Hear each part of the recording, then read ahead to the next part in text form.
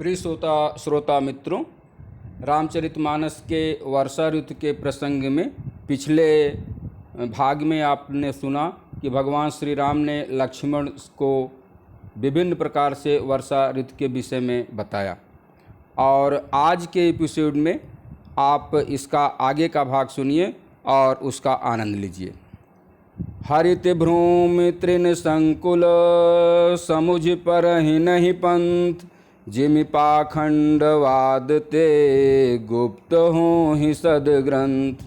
वर्षा ऋतु में पृथ्वी जो है घास से परिपूर्ण होकर हरी भरी हो गई है, जिससे जो पथिक है उसका रास्ता नहीं समझ में आता है कि वो किस रास्ते से चले। ये बिल्कुल उसी प्रकार से होता है जैसे पाखंड मत के प्रचार प्रसार के कारण सदग्रंथ लुप्त हो जाते हैं। जो अच्छे ग्रंथ हैं उनका पता नहीं चलता है। दादुर धुनि चहु दिशा सुहाई, वेद पढ़हि जनु बटु समुदाय।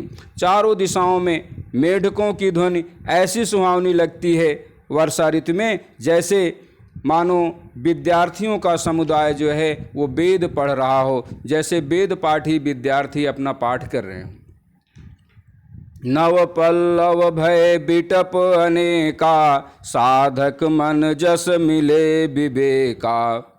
और जो अनेक वृक्षों में नए पत्ते आ गए हैं, जिससे वे ऐसे हरे भरे एवं सुशोभित हो रहे हैं जैसे साधक का मन विवेक या ज्ञान प्राप्त करने पर सुशोभित होता है। अर्क जवास पात बिन भयऊ, जस सुराज खल उद्यम गयऊ। मदार और जवास के जो वृक्ष जो पौधे हैं ये बिल्कुल बिना पत्ते के हो गए हैं, वर्षा के कारण इनके पत्ते गिर गए हैं। ये बिल्कुल उसी प्रकार से लग रहा है जैसे श्रेष्ठ राज्य में दुष्टों का उद्यम चला जाता है। जैसे राम राज्य में जो दुष्ट व्यक्ति है उसका कोई भी उद्यम नहीं चलता है, कोई भी व्यापार नहीं चलता है। खोजत कतहूँ मिलई नहीं धूरी, करई क्रोध जिमि धर्म ही दूरी।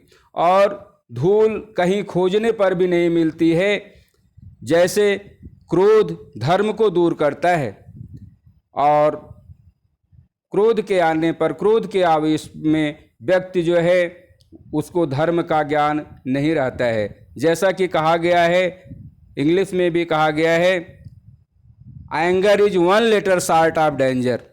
एंगर जो है वो डेंजर से केवल एक ही लेटर, एक ही अक्षर छोटा है, DANGER एंगर।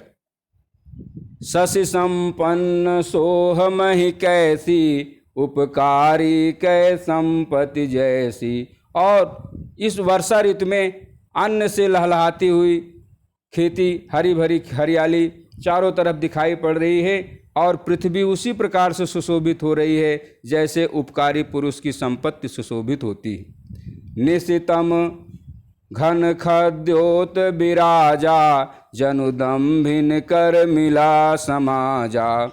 और रात के घने में, अंधकार में जुगनू उसी प्रकार शोभा पा रहे हैं मानो दम्भियों का समाज यहाँ पर आकर के जुट गया हो।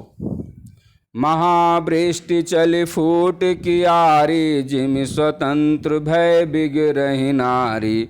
और वर्षा ऋतु में भारी वर्षा के कारण खेतों की क्यारियां फूट जाती हैं, उसके मेड़ टूट जाते हैं। ये बिल्कुल उसी प्रकार से होती हैं जैसे कि स्वतंत्र होने पर स्त्रियां बिगड़ जाती हैं, उनका आचरण अच्छा नहीं रह जाता है।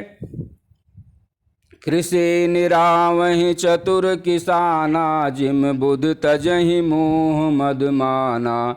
और वर्षा ऋतु में जो चतुर किसान हैं, जो अच्छे किसान हैं, अपने खेतों को निरा रहे हैं, उसमें जो खरपतवार है उसको निकाल करके फेंक रहे हैं। बिल्कुल उसी प्रकार जैसे विद्वान लोग, जो से एक विज्ञ व्यक्तित्व जो है वो अपने मोह मद और मान का त्याग कर देता है ज्ञान के प्राप्त होने पर।